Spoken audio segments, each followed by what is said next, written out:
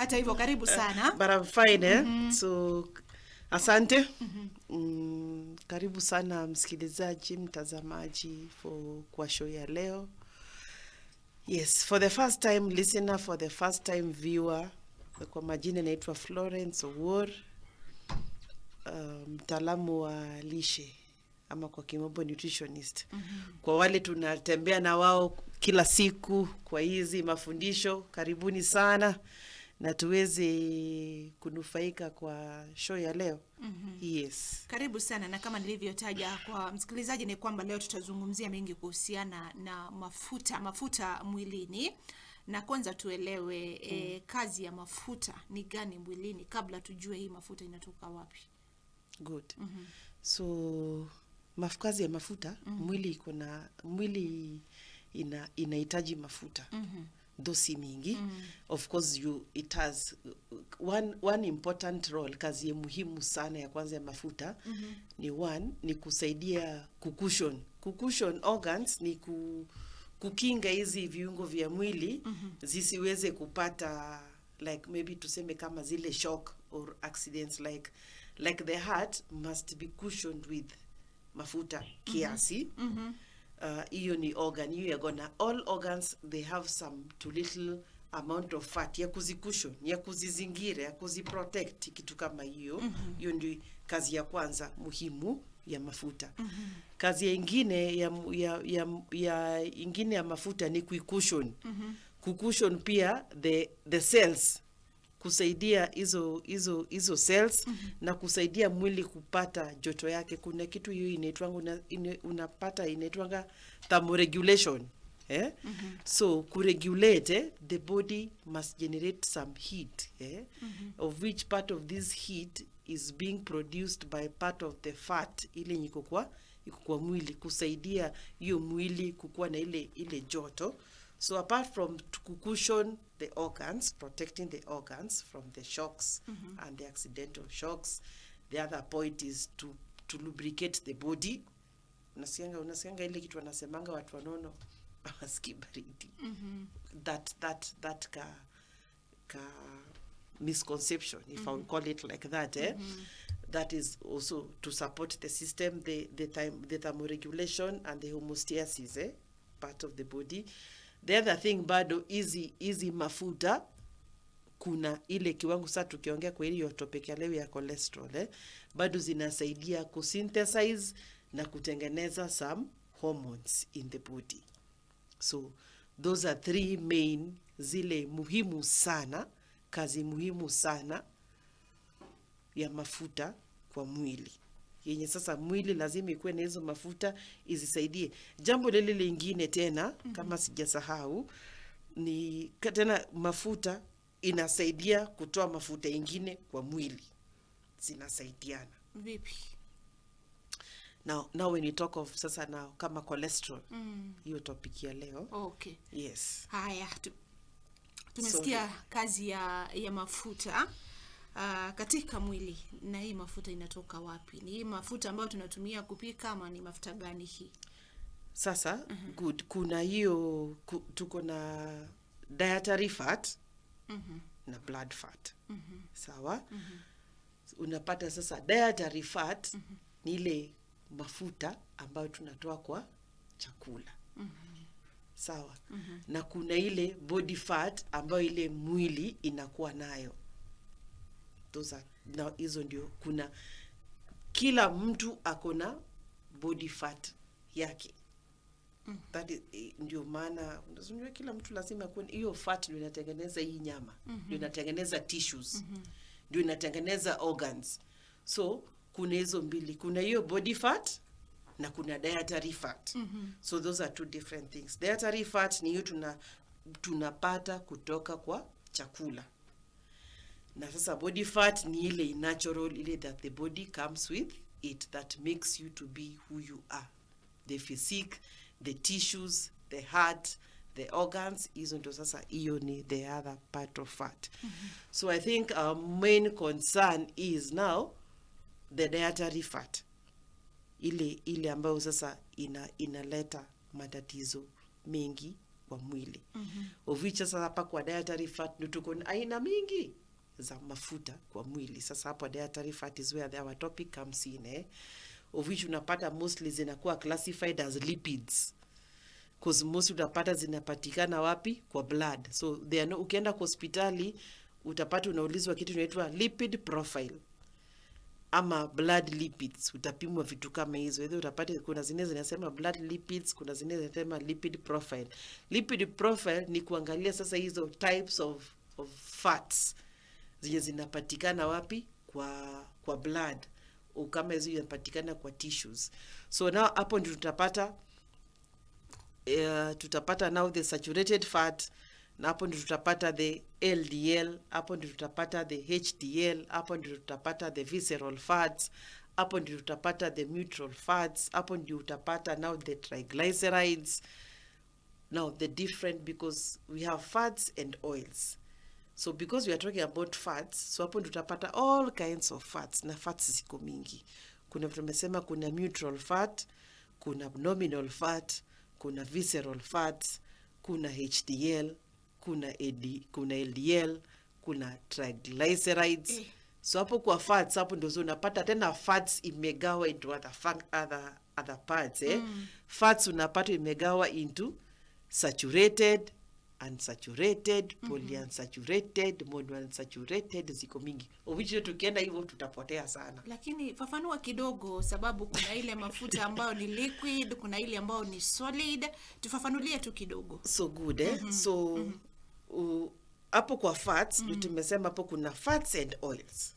Sawa. Hapa kwa fats ndio tuko na sasa saturated, unsaturated, na polysaturated, monounsaturated. Sawa. So hapo ndio utapata bado kwa fats kuna triglycerides. So wacha tuende brief. Saturated fat ni ile mafuta ngumu, which it has to go through process kuifanya ikuwe liquid, which can either be called, inaitwa kwa kimombo hydrogenation.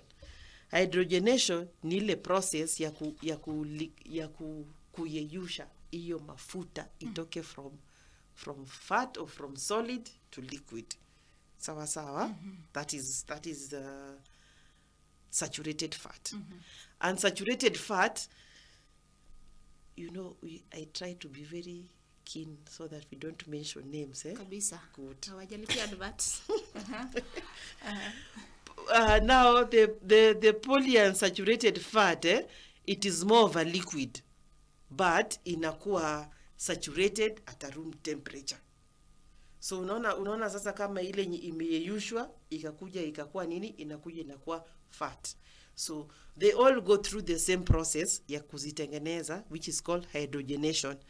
Hydrogenation ile process yenye inatengenezwa, unaweka hiyo hydrogen, the hydrogen bonds, those are now chemicals inaekwa pale transform from unsaturated fatty acids so that ikuwe into the liquid bit. No, ile ingine is called triglyceride. Triglyceride is more of the fat that has been that is stored in the tissues or in the cells, yenye inakuanga end result of excess calories. Now from when you do a lot of carbohydrates. So the excess forms of carbohydrates, they are normally stored into the fat cells or into the tissues in form of triglycerides. So hizi triglyceride zitakuwa zinatumika kukupatia energy. Yes, so that is fat. So you find someone in the body fat iko mingi sababu the consumption of energy giving foods is very high. Sawa. Energy giving foods ni sasa au akina starch, ama huwa najaribu kusisitiza starch is an element inside a carbohydrate.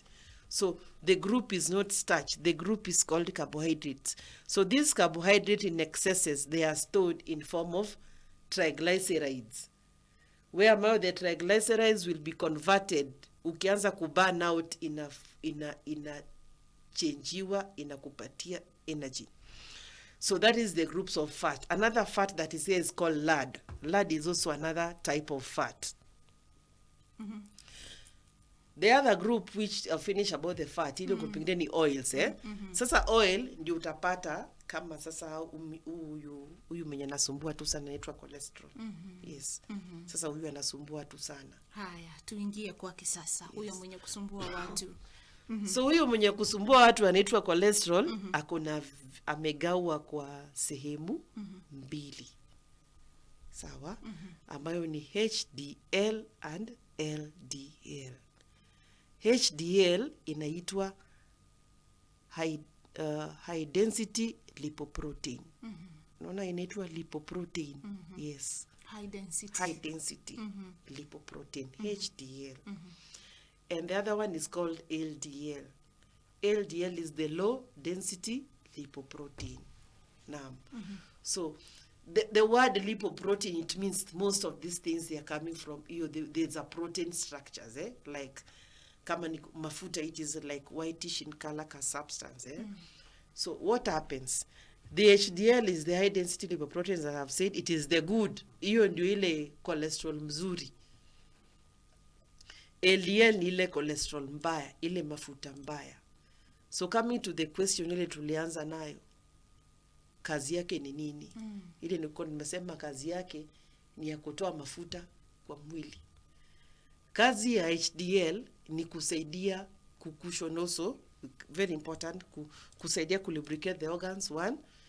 Then the other main function of it is to carry out, to transport the LDL out of the system. Hiyo ndio kazi, the primary source of the HDL, good cholesterol. Inabeba hii bad cholesterol ikitoa kwa mwili. So inapatikana wapi? Huwa inapatikana hapa. Unajua cholesterol, mtu atakuuliza cholesterol inakuanga wapi? It is in the blood. Ndio maana nilisema pale utapimwa blood lipids. Apart from it being in the blood, utafind most of the time utapata pia ina form hizo cushions of the arteries, at least to help blood kuflow vizuri. So what are the primary sources of good cholesterol? The body will make the good cholesterol, one, from the liver. Liver is very key. Maini. Yes, maini inasaidia kutengeneza nini? Cholesterol. Inasaidia kutengeneza hizo cholesterol from the healthy foods you are eating. So if you eat healthy foods, ieleweke ni the liver ambayo iko kwa mwili wako, si the liver unakula. Si ile maini ile unakula. Yes, ieleweke. Yes, kieleweke. Yes. Kiungo. Inaitwa maini kiungo, the liver. Yes. Which work is ile tulikuwa tunasoma huko mbeleni, hiyo protein metabolism. The work is for protein metabolism, for secretion of bile, for energy production, and for breaking down of fat. Okay. So kiungo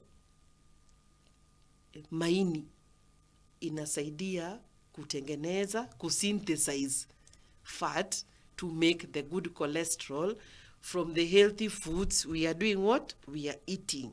Sawa. Hiyo ndio the main organ ya kusaidia so if you are eating healthy foods, utapata you have healthy oil which protects your organs vile tumesema. So unaenda most of the time ukipimwa unaambiwa cholesterol yako iko sawa. Juu mostly utapata ile kupima, normally we use it to detect pick the LDL one, the bad one. Sawa. So if your liver haifanyi kazi vizuri and you are eating pia is not healthy foods, then mwili itakuwa na shida ya kutengeneza healthy, the good cholesterol, so that it helps in cushioning your organs. That is about the good cholesterol. So if you come to the bad cholesterol, hiyo ndio sasa inakwanga, it is you rarely find people with LDL ikiwa chini. Most of the time you find LDL is normally on the higher percentage. Ndio unaona kila mtu siku hizi ana battle cholesterol. Because you find anaweza kuwa anakula hiyo healthy food, correct. Food is very nutritious, correct.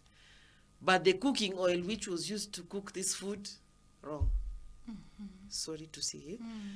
Then the amount of cooking oil which was used to prepare this healthy meal, wrong. The balancing of this food, not appropriate. So unapata sasa hii hizo vitu kama mbili, hizi amount of kiwango cha mafuta kilichotumika, aina ya mafuta kilichotumika, duration hii chakula, you know it is healthy, but this food imekuwa overcooked. So hii chakula chako, hii ugali yako mzuri na hii managu ama terere umepika ilikuwa good, balanced, but sasa kale mafuta ina destroy. So badala mwili ipate nao itengeneze nao a good percentage of the good fat from the food, end up inachukua more of the LDL because ile hizo factors tumemention. So hizo ni pia vitu zingine tutajaribu kuelezea kidogo, ndio so that the body benefits from it all. Then the other now when you come to the LDL, which is bad fat, from sasa hiyo ni mixing of different kinds of cooking oil.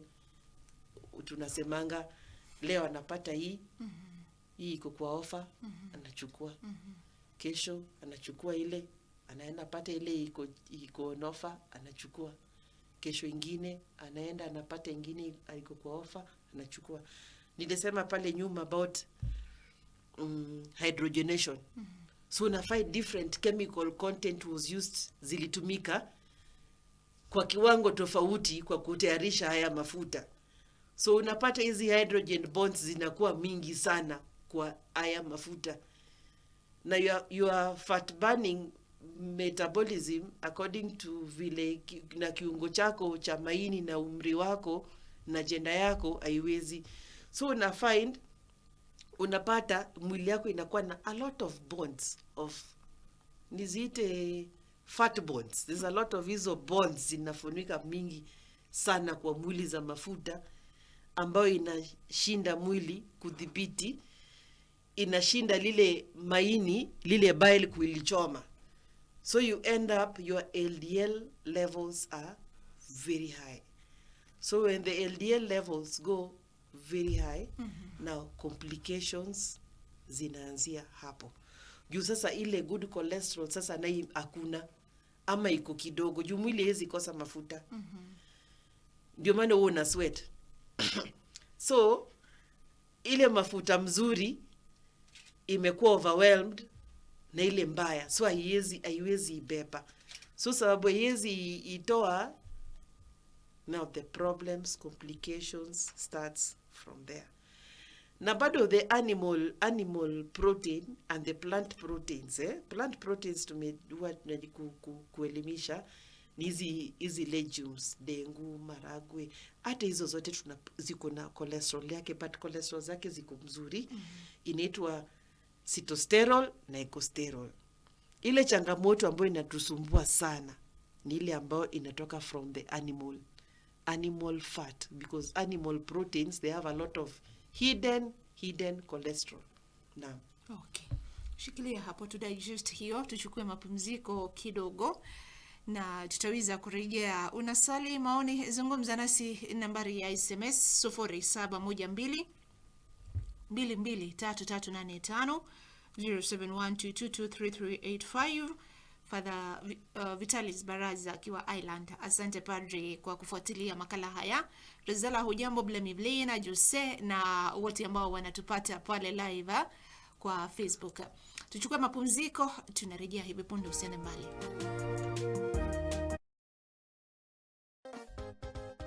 This is Radio Waumini 88.3 FM.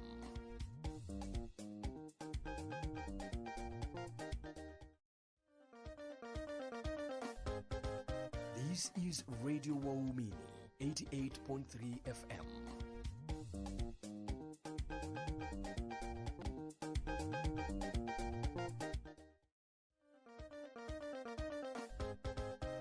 This is Radio Waumini 88.3 FM.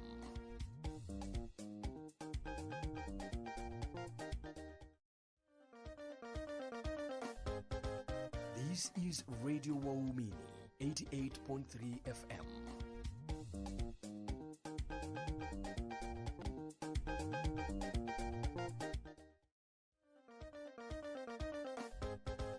This is Radio Waumini 88.3 FM.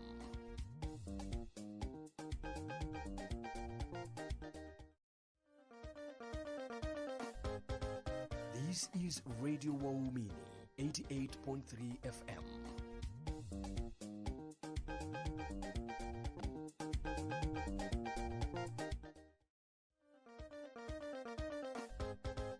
This is Radio Waumini 88.3 FM.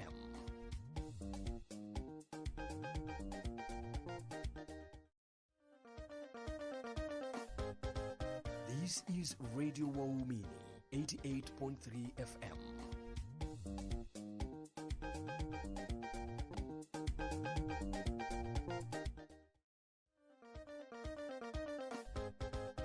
This is Radio Waumini 88.3 FM.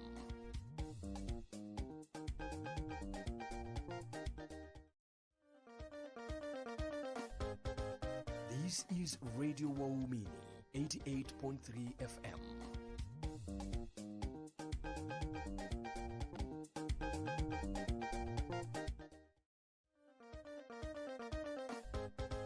This is Radio Waumini 88.3 FM.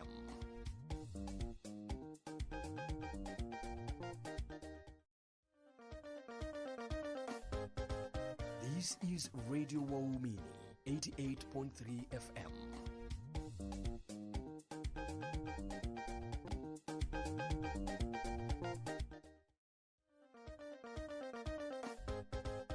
This is Radio Waumini 88.3 FM.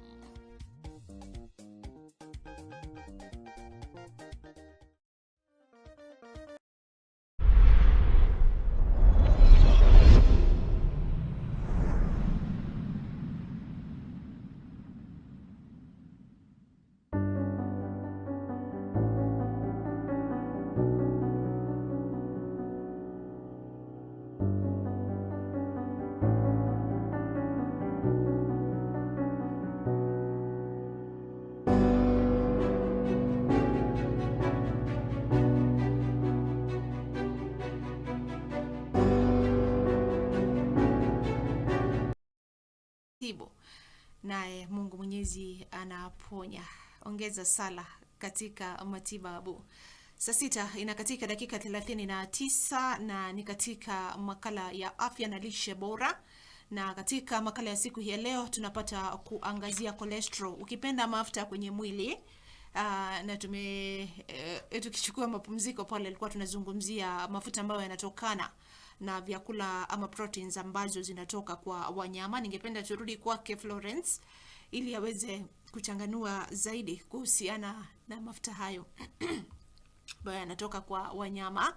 Kwa kuwa naona kuna mtu hapa anasema kwamba anakula mayai 6 kwa siku kama kuna shida. Haya, turudi kwa Flo atueleze zaidi. Haya, karibu sana kwa awamu ya pili. So at least hapo tumeweza kuelewa kuhusu cholesterol. Kila mtu lazima kuwe na mafuta kwa mwili but to a certain level, ile inaitwa body fat. Hapo tumeelewa paka hapo. So going straight to the sources, tumesema we have got the animal and the plant, and nikasema hapo plant sources will give us 2 types, ile inaitwa sitosterol and ecosterols. Those are the healthy ones. Ile unapata from greens, unapata from hizo the cereals we are eating, the legumes, dengu, njahe, kamande, minji. Every food iko na a certain amount of fat which pia inasaidia kusynthesize na kusaidia kupata nutrients in those foods, Haya, ile jambo ingine ambayo tuna which is the biggest problem, is hiyo tunapata from the animal sources.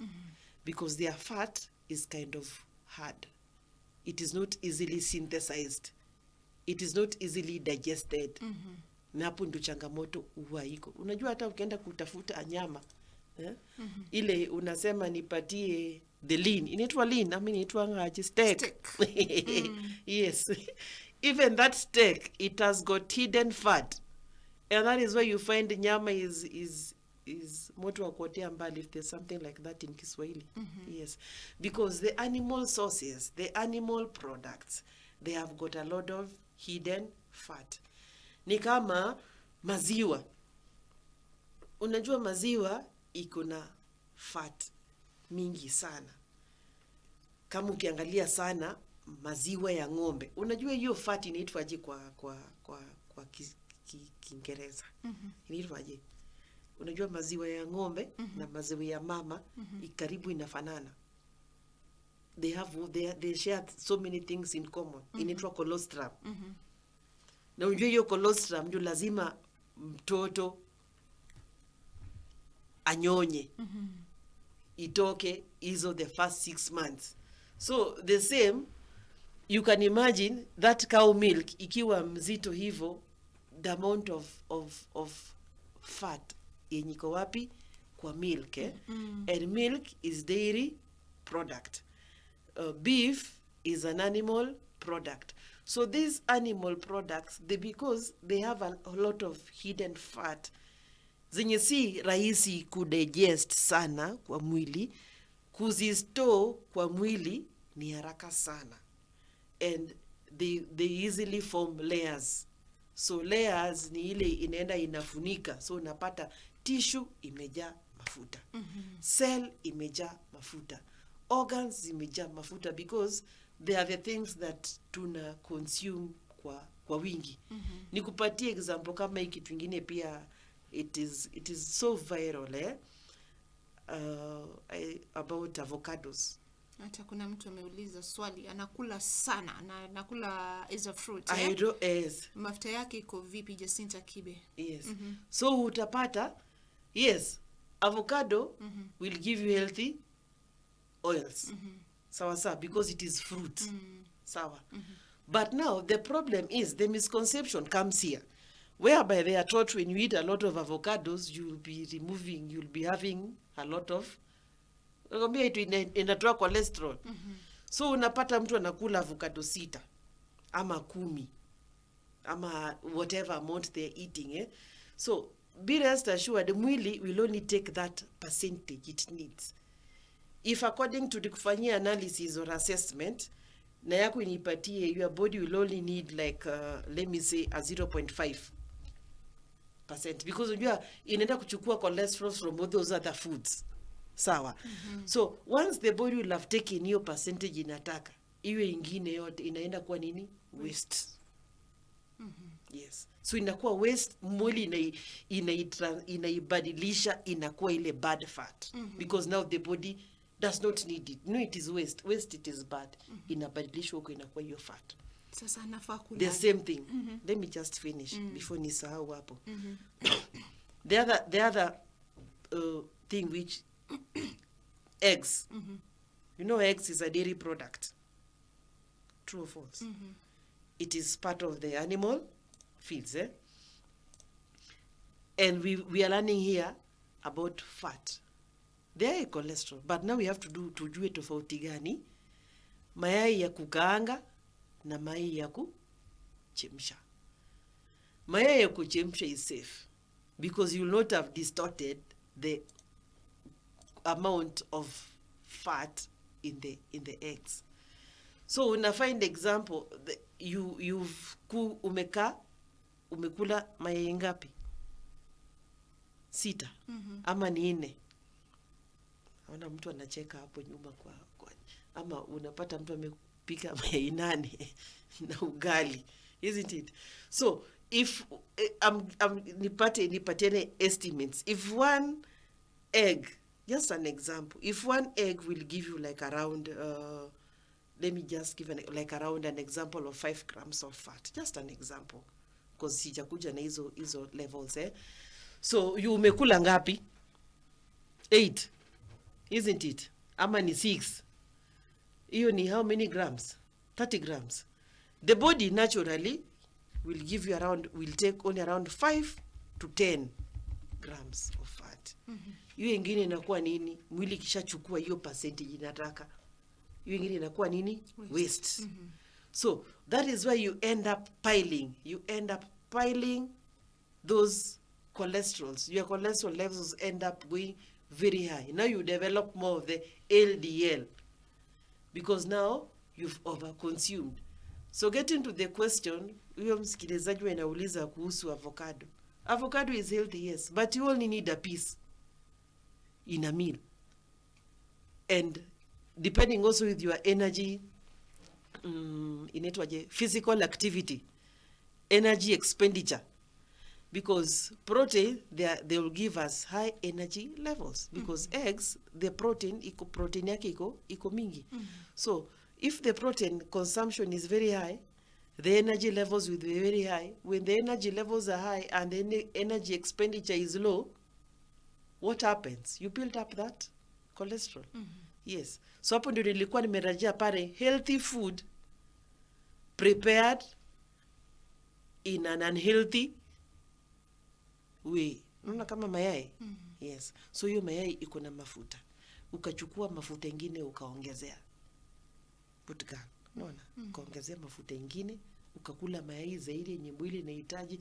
That is why ukipata mke kula mayai mingi, they develop heart palpitations. Yes.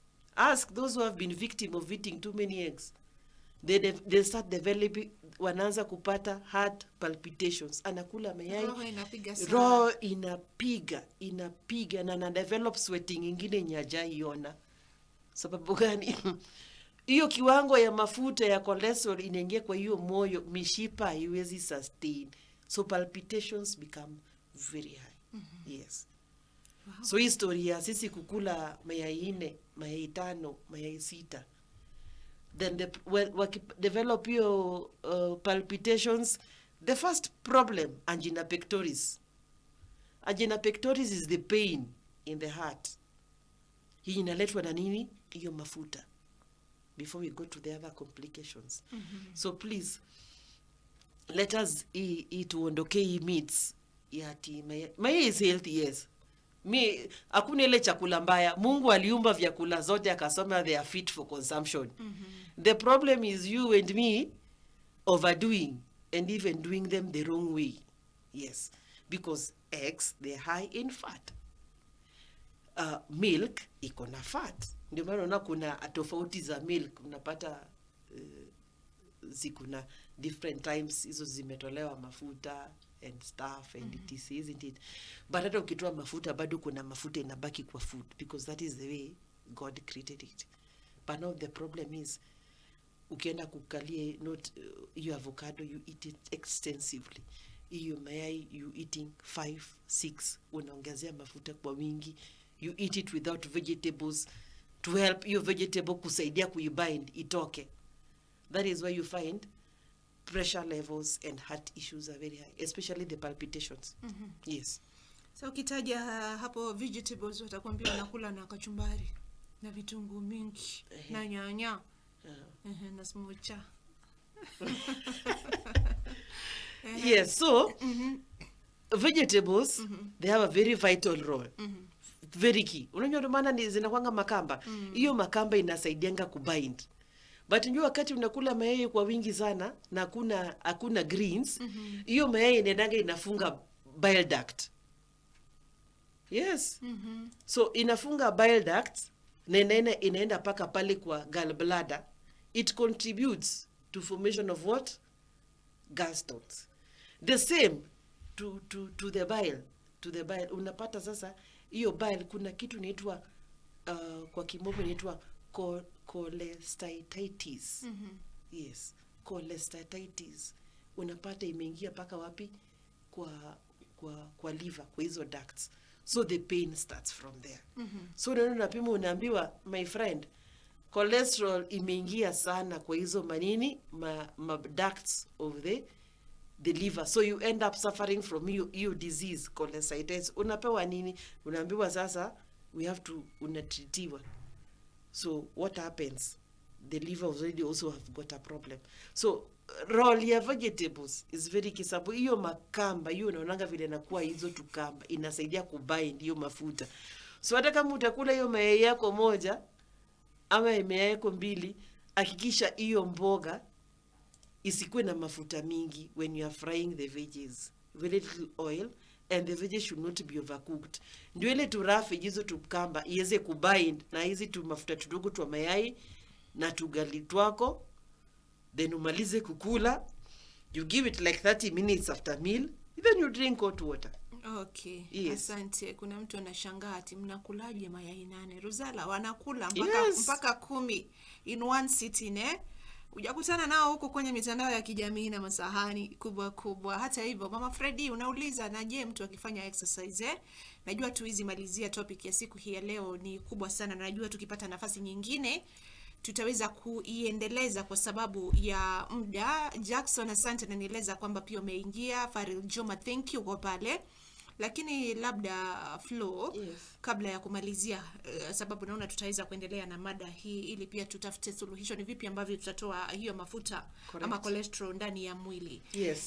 Nitaona nini nijue ya kwamba sasa hii mafuta imezidi na imekuwa sumu katika mwili wangu?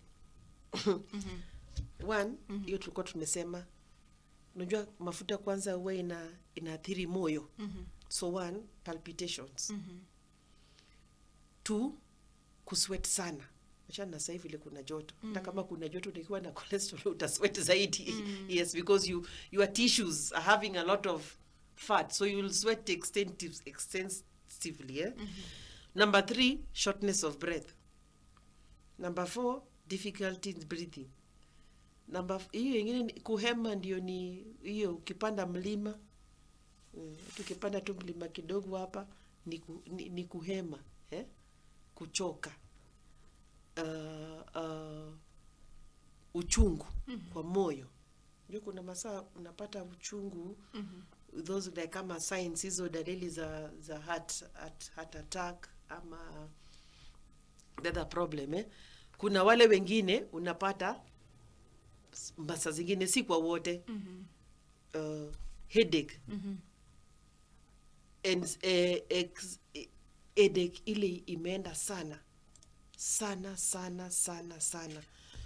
Kuna wale wengine they suffer from hiyo sign nyingine, atherosclerosis, problem between the neck and the head. Hapo unapata hiyo pia extensive pain, unapata hiyo pain iko mingi. So those are some of the common ones. Utapata mingine, kuna wale wengine unapata kama blood clots, utaona kwa mguu and stuff. So hizo size zenye nimemention, they are the ones which are a bit common before ziingie on the deeper. Lakini hizi lazima zikuwe zimejulikana kutoka hospitalini. No, kuna zingine utasikia tu.